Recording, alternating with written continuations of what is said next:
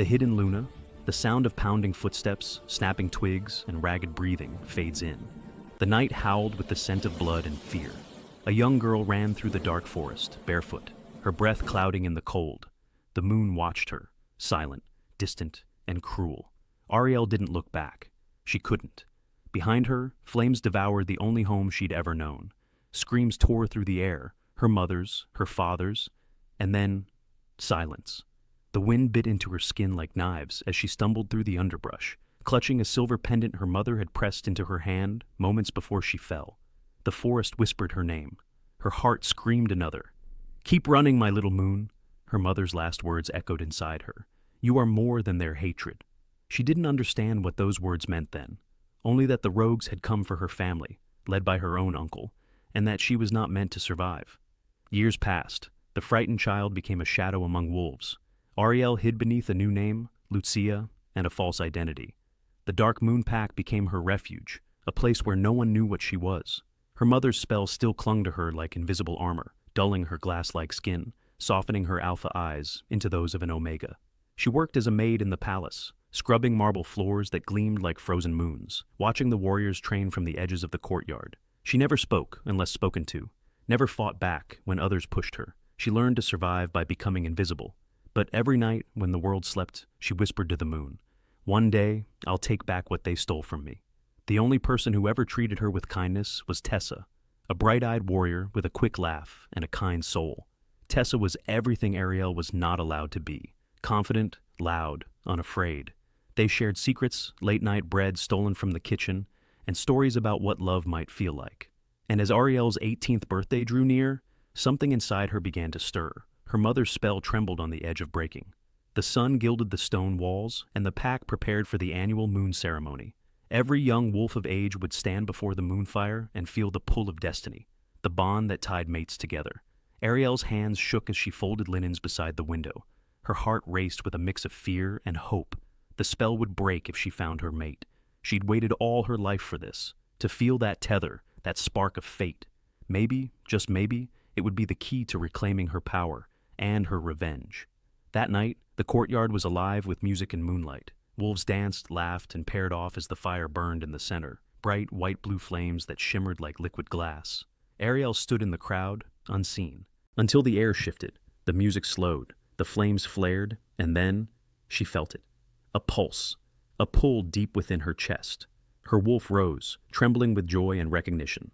Her eyes lifted and met his. He was tall, strong, his dark hair glinting with silver in the moonlight, a beta of the Dark Moon Pack. His name was Kael, and as their eyes locked, the world stilled. He was her mate.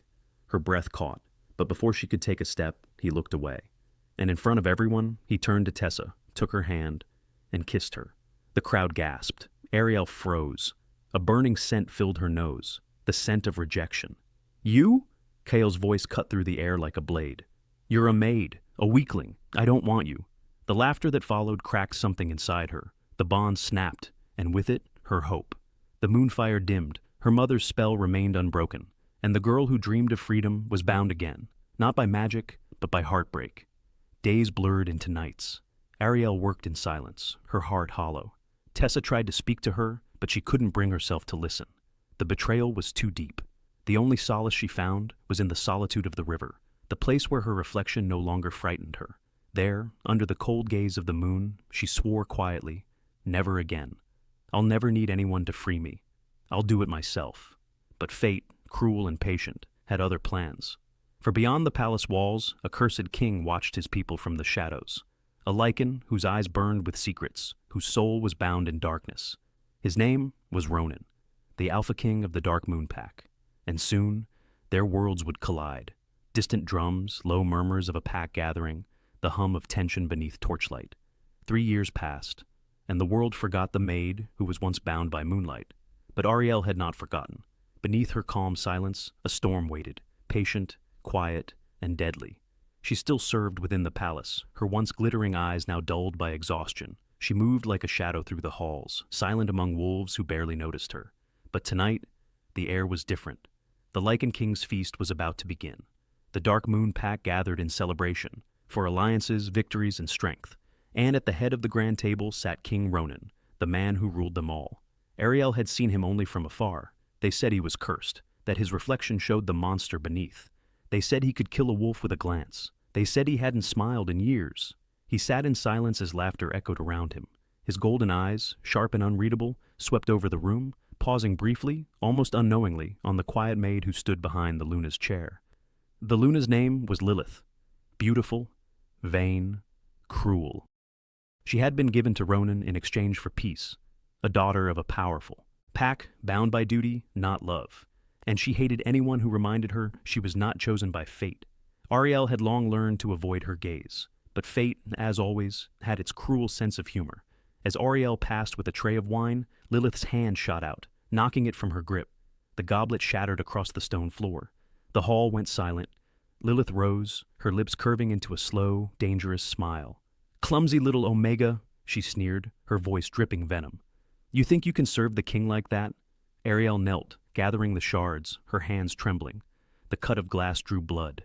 "Apologies, my Luna," she whispered. Lilith's heel pressed against her hand, grinding the wound. "Apologies don't erase your mistakes." Arielle's breath hitched. The scent of her own blood filled the air. The crowd whispered. Even Ronan's gaze lifted slightly, his jaw tightening.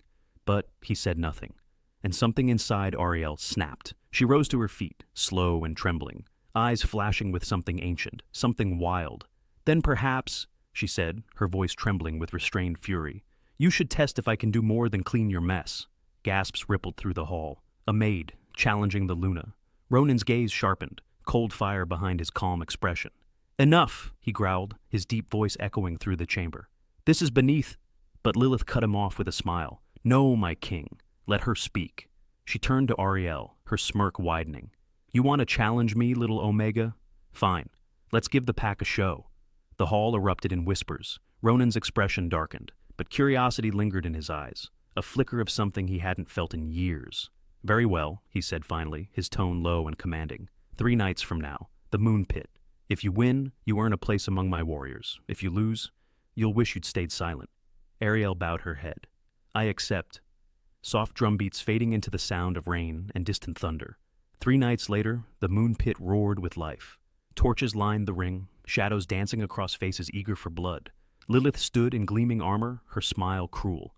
Arielle wore nothing but a simple tunic, her bare feet sinking into the dirt. Tessa was among the crowd, watching with fear in her eyes, torn between guilt and awe.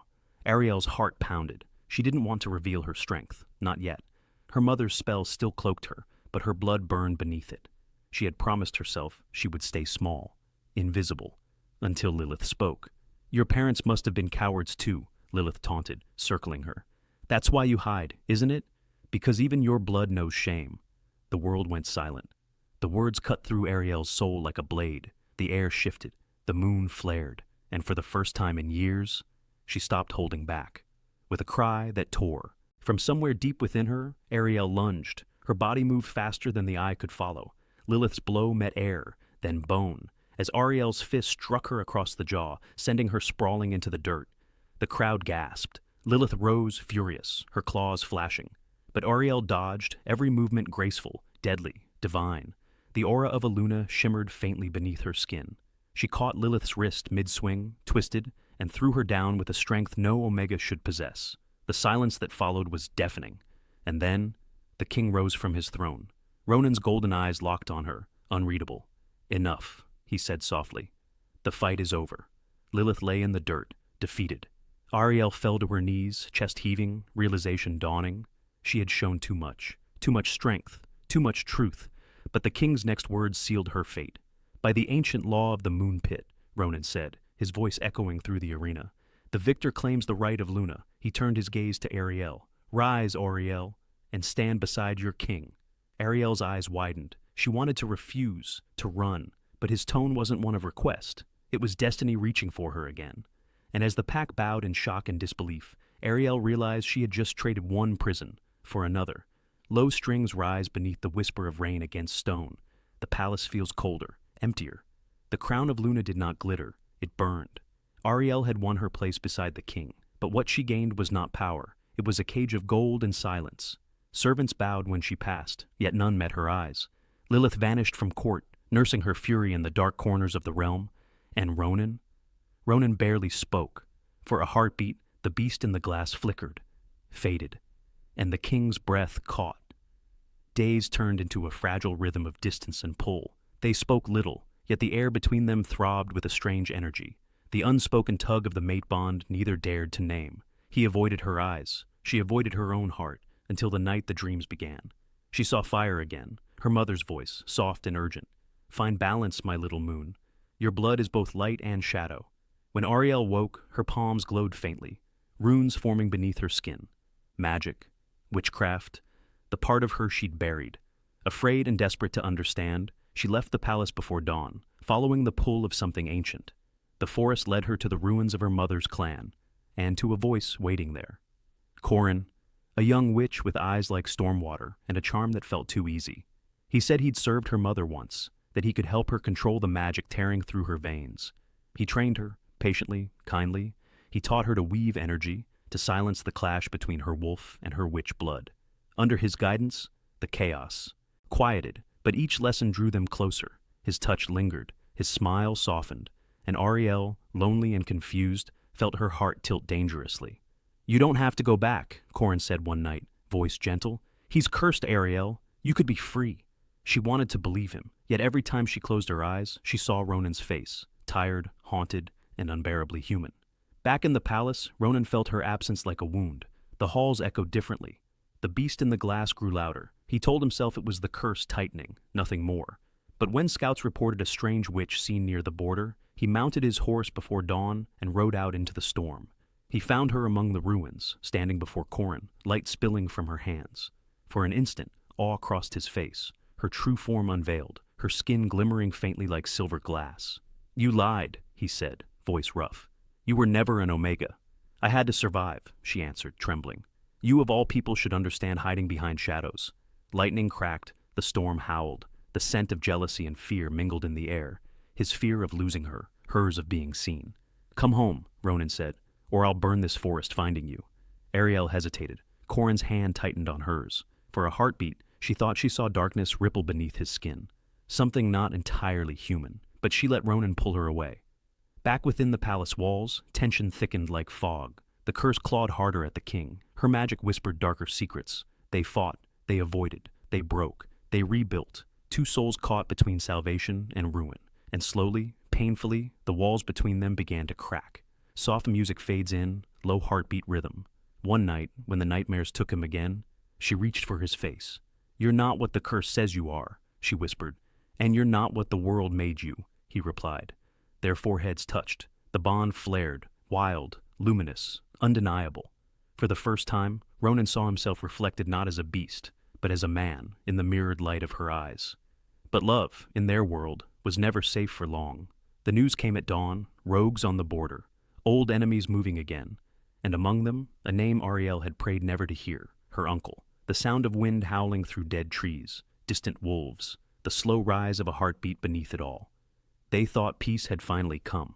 But peace, in their world, was only the pause before the next storm. The first attack came before dawn, the air thick with the scent of blood and betrayal. Ronan's generals were dead before they could even draw their blades. And from the smoke, a single figure stepped forward. The Uncle Arielle had fled from all those years ago. Lord Dagon of the Bloodfang. He smiled when he saw her beside the king. So, the little half-breed survived. Ronan moved instantly, placing himself between them. His growl shook the hall, but Dagon only laughed. Do you even know what she is, King of Curses? What runs through her veins? Arielle's heart clenched. Her uncle's words sliced through the air. And behind him stepped Corin, no longer soft-spoken, no longer kind. His eyes glowed black, his skin veined with dark light. You should have stayed with me, Arielle, Corin said. We could have ruled both worlds, witch and wolf alike. Betrayal stung like fire. Her hands shook, magic flickering between her fingers. The man who had helped her find balance now used that same magic to tear kingdoms apart. You were never my balance, she said quietly. You were my test. And then the war began.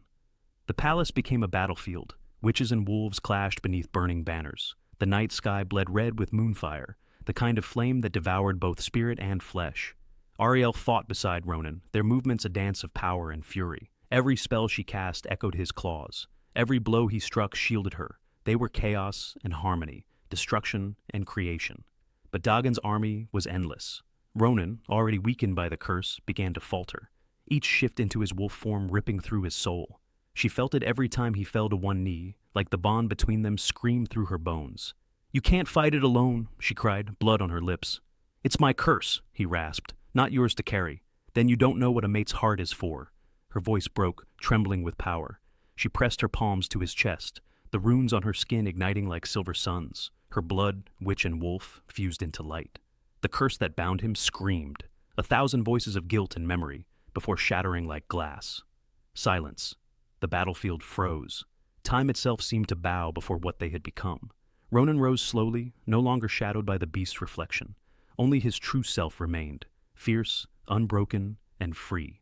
Dagon roared and lunged, but Ronan caught him mid-air, claws tearing through the monster that had once called himself blood. When it ended, moonlight spilled across the ruins, soft, pure, forgiving. Later, when the fires died and the survivors knelt, Arielle stood at the king's side, not as servant, not as hidden Luna, but as queen, the bridge between two worlds. They said the curse was broken by love, but it wasn't love that freed them. It was understanding. The wolf who learned mercy, the witch who learned to trust, and the bond that turned darkness into dawn. That night, beneath the silver light of the full moon, Ronan found her alone on the balcony. The wind tangled her hair, the stars burned above them like promises kept. "Arielle," he whispered, voice rough but gentle, "what do you see when you look at me now?" She turned, her eyes glimmering like moonlit rivers. "My reflection," she said. "Not the beast, not the king, just the man I love." And when he kissed her, slow, deep, unhurried, the moon itself seemed to sigh. Because even in a world of curses, some hearts were born to find each other, even if it took lifetimes. Soft, orchestral swell. Wolves howl faintly in the distance. Then silence. This is the story of Arielle and Ronan, the lost hybrid and the cursed king, and how love, fragile, forbidden, and fierce, found a way to be reborn under the same moon that once doomed them.